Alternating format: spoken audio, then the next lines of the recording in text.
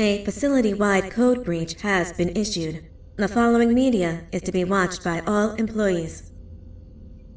Welcome to the Employee Survival Guide. Case 8.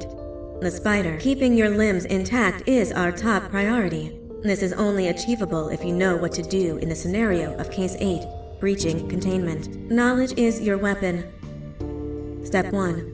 Don't be a hero. Case 8 is stronger, faster, and more aggressive than you could ever hope to be. Don't try to fight Case 8. It won't end well for you. And remember, you won't look any better for your office crushed as a mangled mess. If you suspect that Case 8 is stalking you, locate the nearest surface that you can hide under. Case 8 is highly agile and can attack from any angle, including above you. If hiding is not an option, cause as much noise as possible. Step 3. Contact the emergency services. At the first sign of Case 8's presence, contact the reclamation team. They will be immediately dispatched to your location. Step 4. Understand your liabilities. The safety of Case 8 is important to us. If you use lethal force against Case 8, in self-defense or otherwise, you will be obligated to compensate us as per your contract. The reclamation team is trained to handle breaches. Let them deal with it. You are encouraged to work in groups that are no smaller than 2. Employees discovered to have given up their co-workers' lives to save theirs will be harshly punished. Selfishness is the #1 enemy of a healthy work environment. And with that, we conclude this safety guide. Remember, keep a wider eye on the ceiling.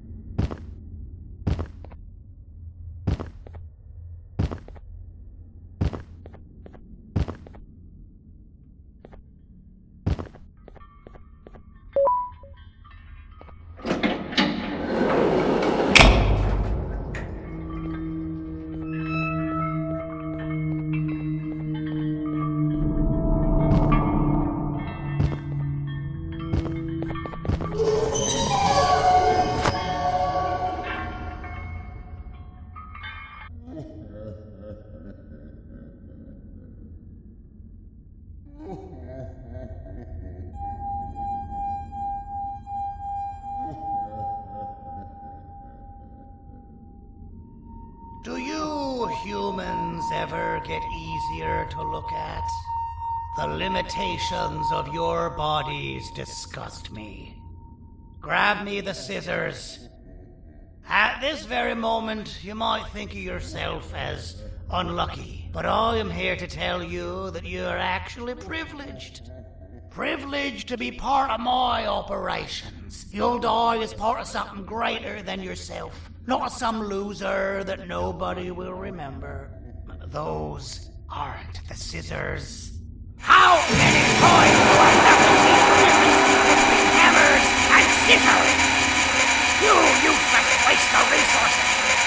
You think titanium grows on trees? Well, you're getting repurposed!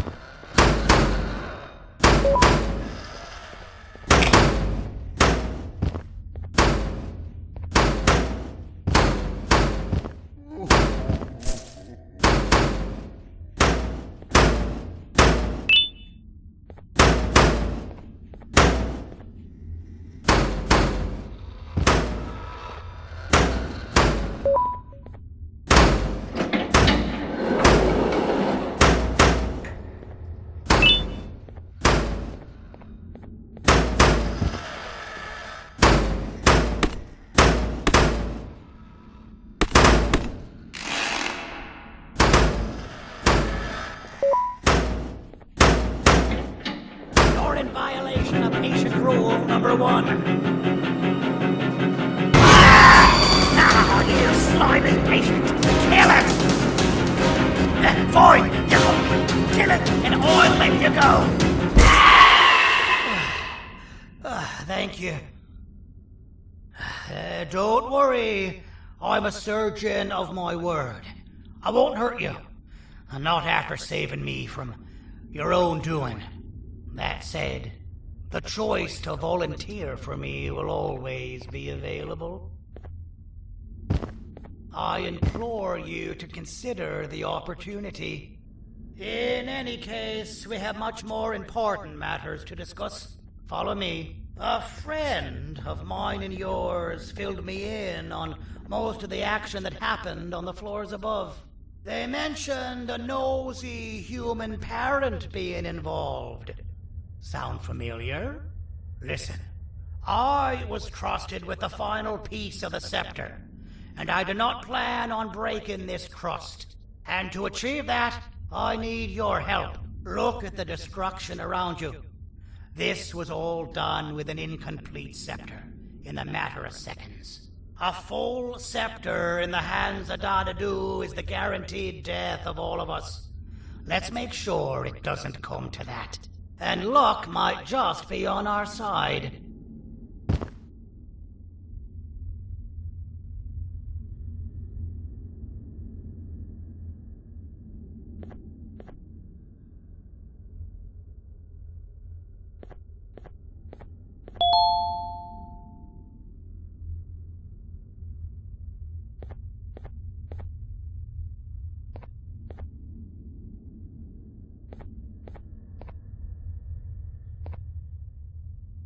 I imagine that at this point you're familiar with this green specimen of incredible size and strength drawn on the board. It attacked our city a few hours ago. Most likely because it's either too scared to stay in the dark, or because the naughty ones and Sir Dadadu aren't leaving it alone.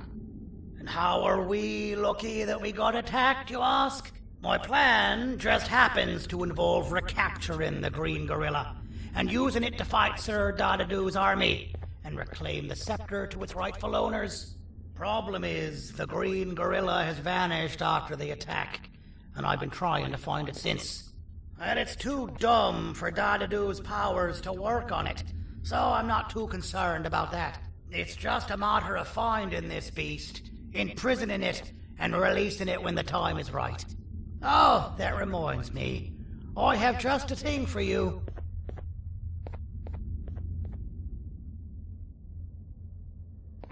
Let's see what my assistants have prepared for us, shall we?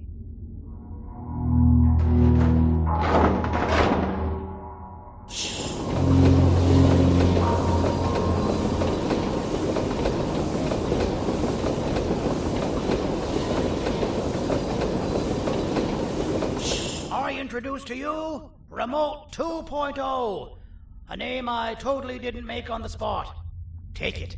It's all yours.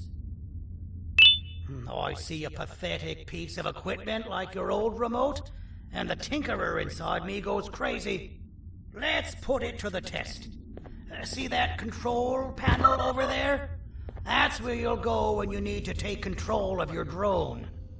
This new remote will act like a password. It'll give you access to the control panels. Of course, you can still use it the old-fashioned way, but some situations will require you to view things from a different perspective. There's a big button on the opposite side of this wall. Let's see if you can hit it while you maneuver your drone.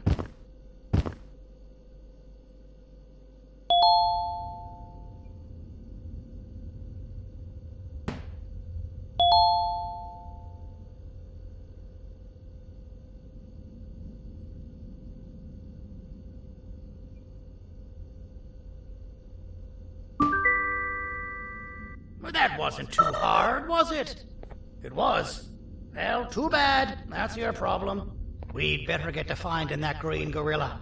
I have no idea what Sir Dadadu's planning, but something tells me it ain't pretty. There's a witness waiting for me on one of the streets, and I've got a mess that I gotta clean up thanks to you. Why don't you go talk to them instead? I told them I might not come myself anyway, and instead send someone, so they'll talk to you. The city is lit up, so it should be safe from the naughty ones.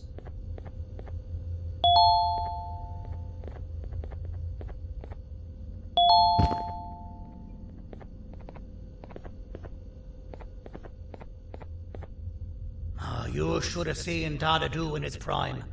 That guy had ambition and dedication that I've yet to see contested.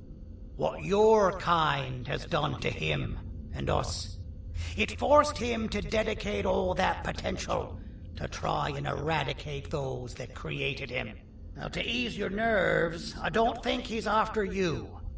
He's after those that betrayed him, which includes me. If only we weren't such cowards when we were caught and actually stood by him, maybe we would have been victorious.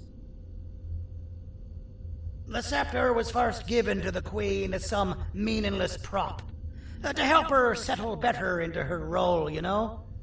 All those extra features, like being able to take control of the brain component of those around you, is the work of a very talented surgeon and technician who is too humble to name himself. When the heart-shaped end of the scepter touches a Givanium-based body, the scepter acts as a vessel and transfers and prints a genetic code of the scepter holder into the receiver's brain component. This allows these bodies to receive commands only from whoever takes control of it. Now, we don't all have a transferable genetic code, but Sir Dadadu and the Queen do. Now, wait, this is confidential information. I cannot tell you any more. Our mutual friend told me that Sir Dadadu escaped because Bittergiggle made the Queen laugh. Next time you see him, you tell him his jokes suck. That's how you really hurt him. I recall asking you to find Jumbo Josh, not stand here and make friends with me.